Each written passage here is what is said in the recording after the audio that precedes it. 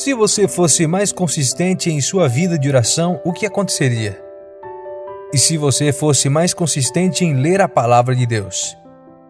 E se você fosse mais consistente em fazer coisas para o Senhor, seja testemunhando para os incrédulos ou simplesmente ajudando os menos afortunados? O que aconteceria se todas essas coisas não fossem ocasionais? Como a sua vida espiritual seria transformada se você se tornasse mais consistente com o Senhor? Sua fé cresceria, com certeza. Seu nível de unção aumentaria, com toda certeza. Seu dom seria eficaz em trazer pessoas para Cristo? Sim, com certeza. Então, como nos tornamos mais consistentes com Deus? Quais são algumas das chaves práticas para construir consistência em sua caminhada com Deus? Uma das formas de construir consistência em sua caminhada com Deus é estabelecer uma programação e criar uma rotina. Você sabe quais atividades fará todos os dias. Você sabe que irá para o trabalho, que irá para a academia, que irá cozinhar, assistir TV. Então, por que não reservar um tempo em sua programação dedicado ao Senhor? Eu encorajo você a reservar um tempo, 20 minutos, 30 minutos, seja lá quanto tempo for, para orar e ler a palavra de Deus. Reserve um tempo em que você fique em silêncio e saiba que Ele é Deus. Reserve um tempo em que você abra seu coração e permita que Deus fale com você. Ou melhor, um tempo em que você ouça a palavra de Deus. Eu decidi seguir Jesus Cristo e a me afastar do mundo. Isso é uma escolha. Eu decidi que viverei minha vida de acordo com a palavra de Deus. Isso é uma escolha. Eu decidi que a oração é uma atividade diária em minha vida. Isso é uma escolha. Você entende para onde estou indo com isso? Estamos constantemente tomando decisões. E quando se trata de fé em Jesus Cristo, não há neutralidade. Você não pode ter um pé dentro e um pé fora quando se trata das coisas de Deus. Você nunca pode ficar em cima do muro em relação a servir a Jesus Cristo ou não. O Senhor não tolera uma pessoa morna. Ou você é fervoroso pelo Senhor e está queimando por Ele, ou você é frio e o rejeita. Não há meio termo. A Bíblia nos diz em Tiago capítulo 4, versículo 8: aproximem-se de Deus, e Ele se aproximará de vocês.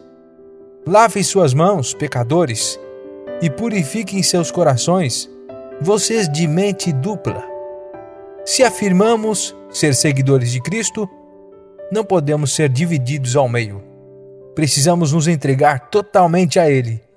Então, Ele se aproximará de nós e nos suprirá com tudo o que precisamos para viver essa vida radical, porém recompensadora. Considere as palavras de Jesus em Mateus 6:24. Ninguém pode servir a dois senhores, pois odiará um e amará o outro, ou se dedicará a um e desprezará o outro. Vocês não podem servir a Deus e ao dinheiro. Agora, faça um exercício substituindo a palavra dinheiro por qualquer outra coisa.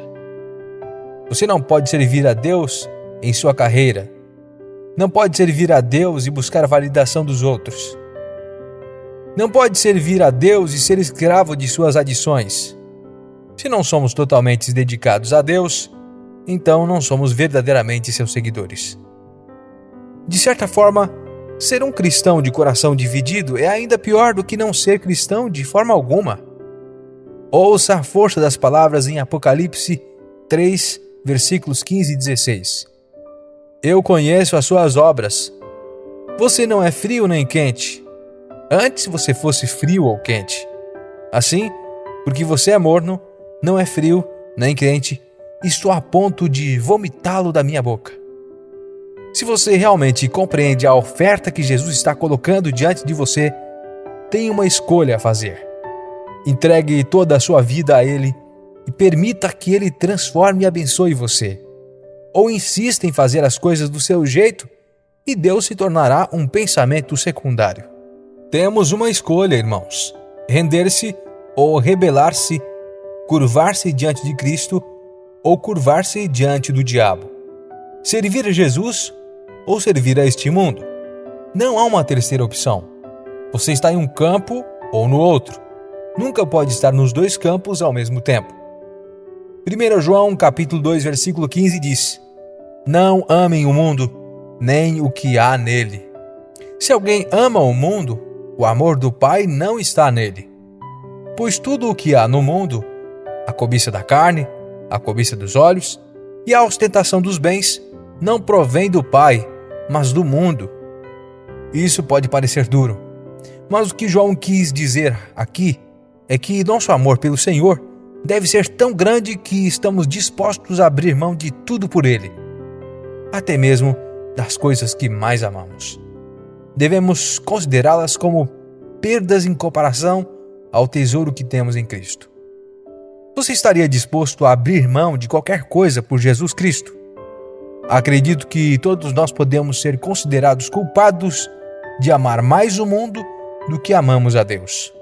Com frequência, nosso foco tende a estar nas coisas terrenas em vez das coisas de Deus.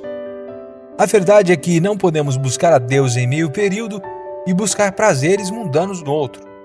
Não podemos ser amigos de Deus e amigos do mundo. Deus merece nossa devoção completa e indivisa. Então, o que devemos fazer diante dessas coisas? Devemos buscar as coisas de Deus, buscar sua presença em nossas vidas, buscar avivamento em nossos corações.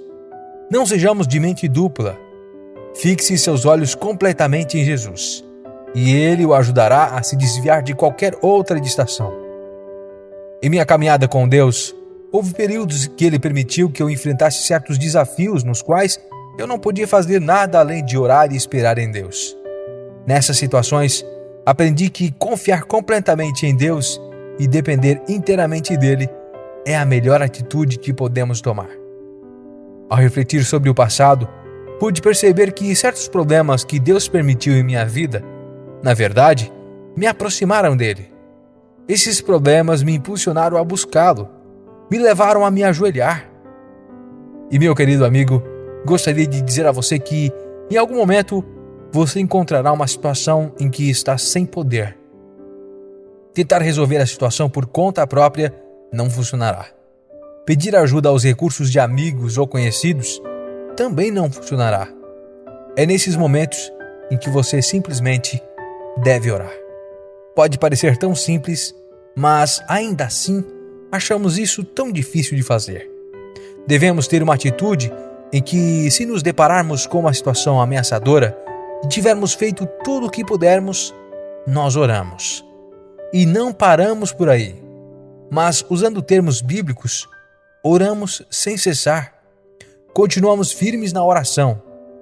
Encorajo você a orar sobre a situação em que se encontra. Não se canse de orar. Mantenha a perseverança na oração.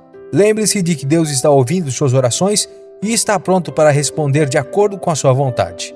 Confie que Ele está no controle e que pode trazer solução e conforto à sua situação.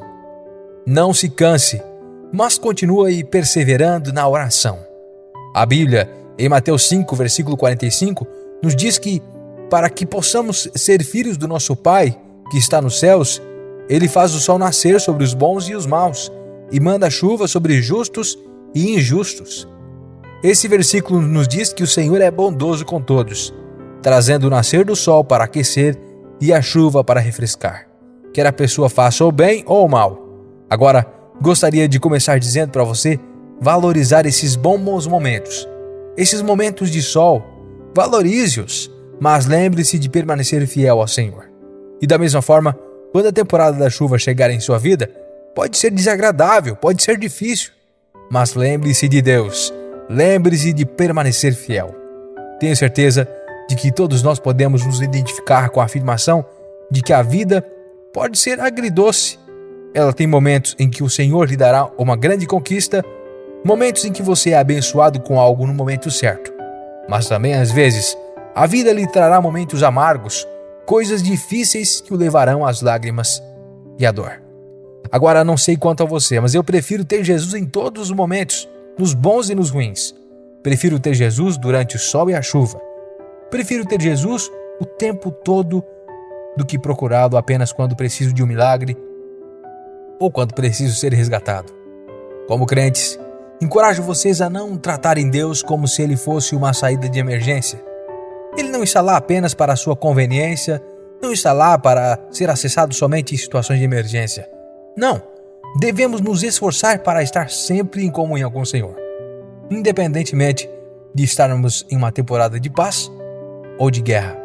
Como filho de Deus, você deve ser sempre conhecido como uma pessoa de oração. Busque o Senhor constantemente, busque a sua presença em todos os momentos. Ele está sempre disponível para você e a oração é o meio pelo qual você pode se comunicar com Ele e buscar a sua vontade em sua vida. Você deve sempre andar pela fé e não pela visão. Deve ser guiado pelo Espírito e não pela carne. E definitivamente deve ser encontrado vestindo toda a armadura de Deus sempre. Digo isso porque Efésios 6, versículo 13, nos diz para tomarmos toda a armadura de Deus, para que possamos resistir no dia mau e, tendo feito tudo, permanecer firmes. Observe como a Bíblia diz no dia mau, e não se, mas no dia mau. O diabo quase certamente o atacará em algum momento de sua vida com um dia mau.